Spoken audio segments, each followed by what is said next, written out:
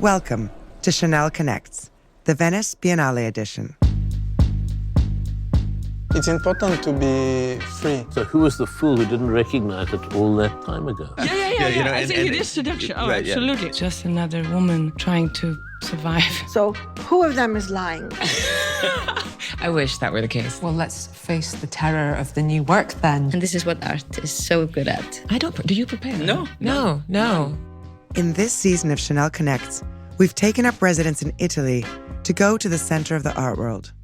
Listen in to the artists, curators, thinkers, and makers behind the Venice Biennale, the world's most important exhibition of contemporary art, now in its 60th edition.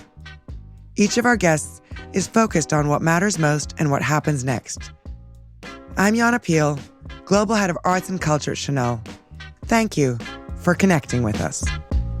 Could you tell where my head was at when you found me? Me and you went to hell and back just to find peace. The poet Andrei Codrescu described Venice as a place of fleeting beauty. The knowledge that we won't be here for long gives everyone an intense appetite for living, he said.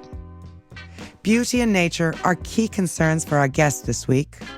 Icelandic artist Hildigunnur Birgisdóttir and Hong Kong's Trevor Yeung.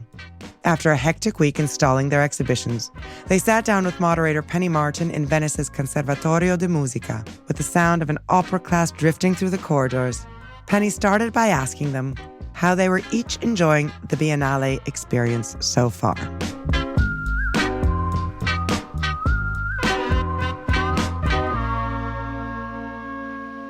It's been magnificent. How so? Having my dear friends helping me, it's a small country, we're all friends. I've been having the, time of my life, really. It was kind of a decision I made that I would like to do a project like this only if it could be a pleasant experience. So we made it one. So it's been amazing. What do you avoid in making it a good experience? I need to have a good attitude and have perspective. And I get that through my family, I guess. They're not necessarily, my partner is not the biggest art enthusiast. So come home in the evening and he doesn't even know the title of my show. And that's perspective for me. And it's exciting and nice. And that makes me more relaxed. And it makes this experience a happy one. Trevor, what's it been like for you this week? I feel so connected in a way because, Hong Kong is relatively also small and... Yes. Relatively, yes. Yeah, but compared to that, no. Yeah. The art community is also quite small and everyone know each other. And I think this is the first time that I really build up a team and we all come here to set up the exhibition together. So we were 10 of us, coming to here for 1 month to build up the whole things together. And I think that's one of the beautiful things that happens. Before we get on to what's exactly inside your exhibitions, let's spool back a little bit to your arrival. How well do you know Venice? And what do you enjoy most of the city? Have you been here often? Yeah, I've been here quite often. I came here first time, I think, I know it was 20 years ago. And I was very pregnant and I had an awful experience. It was a heat wave, mosquitoes, pregnant, very nauseous through the whole pregnancy. It was a demon-like pregnancy and on boats and had young friends who wanted to party. You can just imagine sitting the only sober person in a party in a heat wave in Venice. It's not a pleasant thing.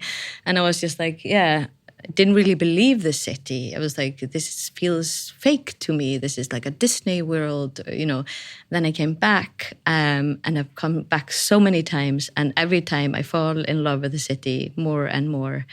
Yeah, so I'm falling hard. So what are the romantic highlights now that you're better acquainted? I got to teach here. Which was amazing, and then you get to know the everyday, and I'm really in love with the everyday and the island mentality, which I of course know a little bit from Iceland.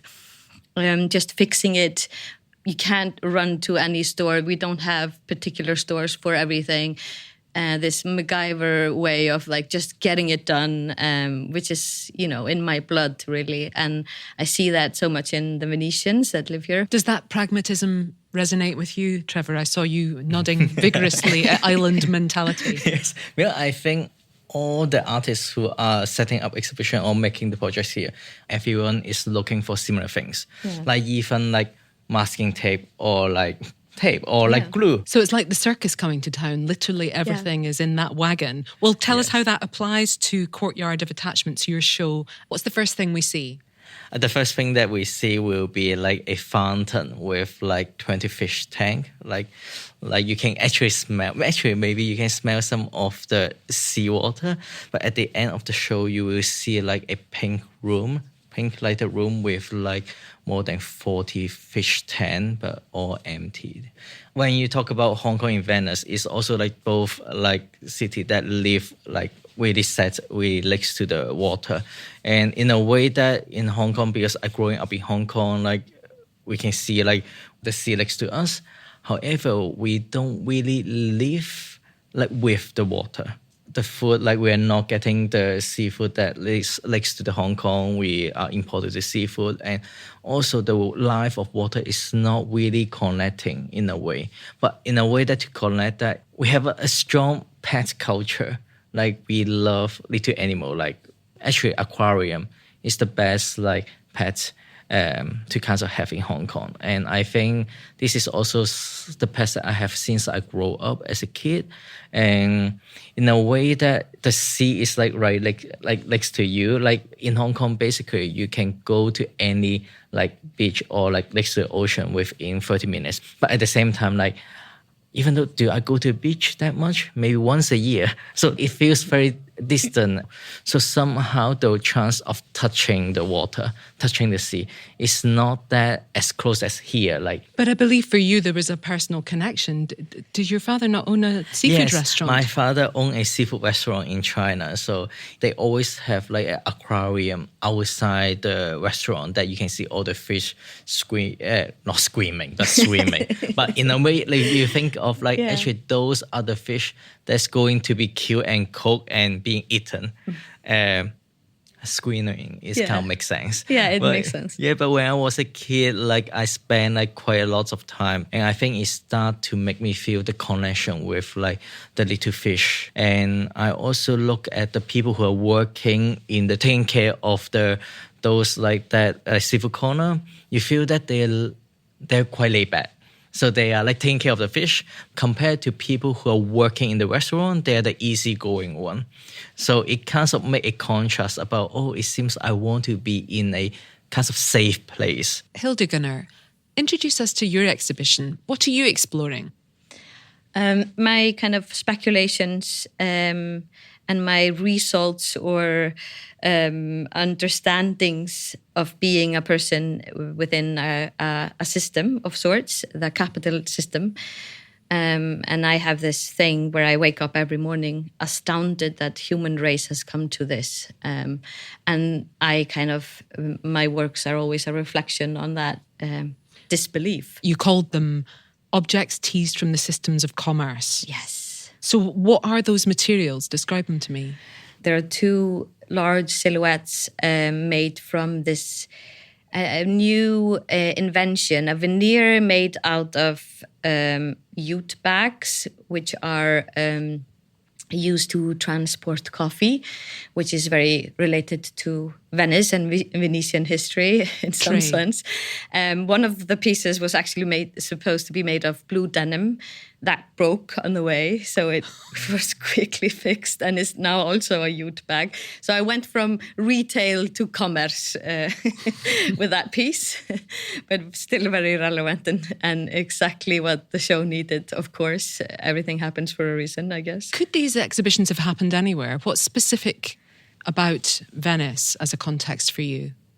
I know your connection. I know some. Yeah, you start. I think like aren't you pumping water out of the Grand pumping water Canal from the and canal. into the lagoon? Tell us about that, So, please.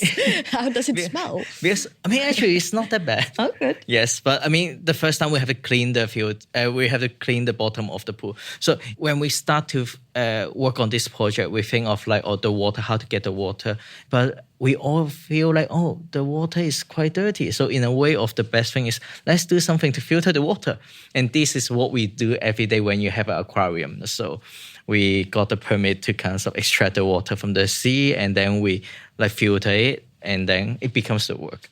As we have talked about, I was invited to do the show, and I decided to do my next show, and it just happened to be in Venice. But of course, I get like a model that is the space that I have, and I found a window hidden behind a wall, and I opened, and then there was a canal, and then there was a wall behind that, and I hung a billboard on that wall. So it's been like really immersed in the space. But I have slowly also, understood that my show is called That's a Very Large Number, a Kommerzbau, which is like a nod to Kurt Schwitters, but also just about commerce, which Venice is like we talked about with the youth bags of coffee. It's a very commercial place. It's an old place of commerce. So like slowly I've understood that my show that I thought was just my next show is a very Venetian show. I have a plastic pizza in the wall that is made in China, and every Venetian that has ever walked through, like all the pizza in Venice, they're like, it's like a social commentary, and I didn't really know and understand that before I installed how very actually like a site-specific thing it is, indeed. Am I right in saying that you're both describing a sort of antipathy towards man's relationship with commerce and manufacturing and nature? I wonder how much that's informed by your respective upbringings and the kind of environments that you grew up in. I think it's very connected with me, and I can hear that, your father's history and the fascination with the fish tank. I'm also very curious and interested about the empty fish tank, and also this way of like how we approach nature when we live in places that have excluded the sea, and you have to, all the things you have to do to make a natural habitat for a fish. But there's nothing natural about it. That's really, it's ringing my bell. So I'm really excited. I actually wrote Trevor down for one of the people I really wanted to see before I came here. So I'm so excited to see his show. But on the topic of like my upbringing is a huge reason for me not working with nature, coming from a place that is very connected to nature. The city is small, nature is all around. You take 20 minutes and you're in nature. It's kind of intense, but lovely. But my work is always kind of like just talking about this capitalism that has swallowed the universe or like the globe, and I'm so interested in that. And I think it comes from exactly that. We used to be so connected to nature, but also just deprived of modern ways of life.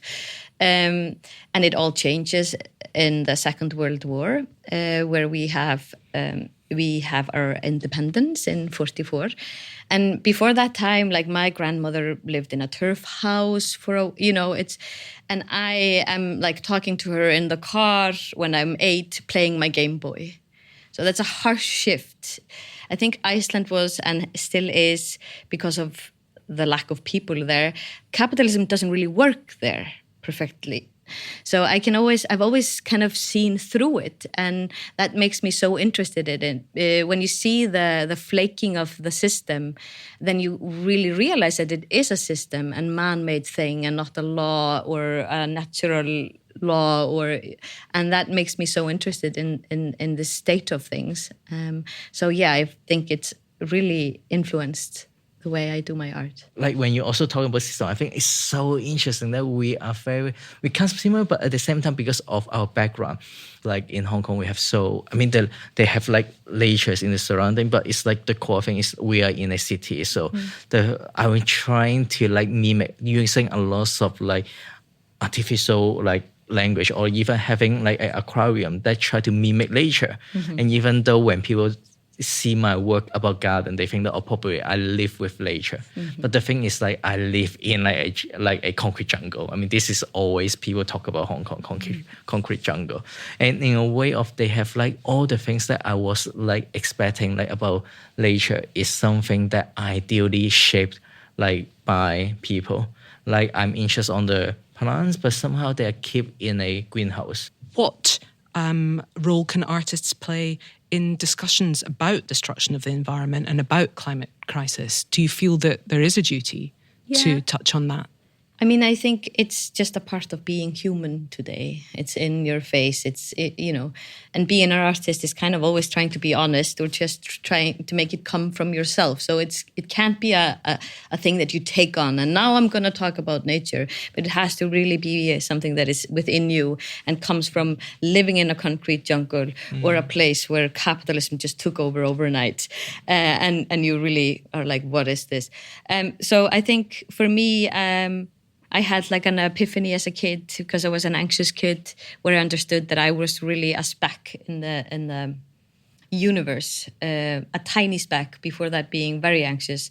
And I understood that I had no real importance. I was as important as dog poo, or dog poo is me. It's like, doesn't really matter, which was really relaxing. Bacteria will prevail, and I was happy about that. It made me less anxious.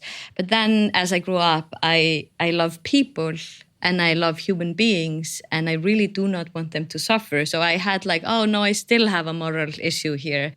And I had a horrible time getting to terms with entropy just in its entirety. I was like, I cannot open this door because I will use the hinges, But then slowly I also had to come to terms with that.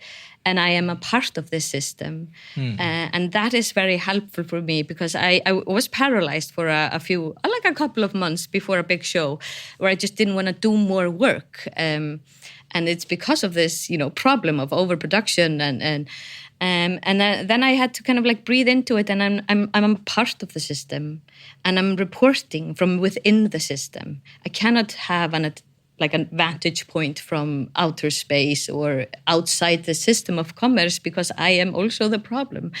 So for me to deal with it is through the beauty and tragedy of the situation. And I really want to affect people with beauty, thought, moments. And that's why I do my art, and that's why I exhibit my art. I also constantly think about how to kind of be responsible in a way. I mean, the best way is like, don't do anything, like don't do artwork. I mean, this is the best way, like you don't produce anything. But in a way that as a person, as an artist, there's something that we can do, something that can go further. Empathy is something that I believe a lot. And at the same time, when you have the aquarium, when you look at the fish, the way that you feel connected with the fish, you position yourself as a fish, it becomes something very important of like the audience who experience my work. I want them to feel like not what the artist feel. It's about what the audience feel, what the fish will feel when they see an empty fish stand. Because those fish stand, they have like a mirror at the back. So somehow that you look at yourself. And so in a way that it really question about how an audience, how as a human being, how they think about something, think about plants, think about like other animals. Because at the end, we are just equally the same in the earth. You both mentioned challenges in installing your specific shows. Give us an idea of how you overcome those kinds of roadblocks. I think because since I was in learning arts, we always have to deal with like being alone or doing things alone. And for this project, that's the first time that I start to build up my team because you cannot do everything alone. And I think the way that I overcome difficulties or like the challenge is like to trust other people and also believe on people that they are helping you. And I think this is the hardest part. But I think once you overcome that, you are much stronger than you think. That's excellent. Beautiful. Yeah. Yeah, you have to have trust, and we seem to have had the same experience of having really trustworthy people around, both the local ones and the team. The approach has also been with me here is just kind of engulf or like emerge the problems inside the work, and somehow it's now a part of the show. I have that same problem, like physically, like yes. I have to deal with the tap water in here. Because it's like a problem, that's also a definition. Like, what's problematic about this? Oh, it's broken. Could that be a thing? So it's been less fixing and more maybe reconfiguring, or and with a good team that is awesome. And have faith in others, and not, because if you don't do that, then paranoia, ego gets in your way, and it's not a nice place. We'd love to finish up by asking you the same question that we're asking all our conversationalists as part of Chanel Connects, and that is, what are you excited about for the future of art? I think in the way that when we think about future is, when we talk about future, it's always something very far, but actually the next day or the next second is the future already. I just think like, just be who we are and try to believe on things that we believe. Yeah. Also, I remembered, like, because I teach a lot and I teach art students, and of course they are the future of art. And I'm always intrigued. Artwork used to be, when I was being taught, it's like, you don't do this. There are a lot of like do's and don'ts and da-da-da.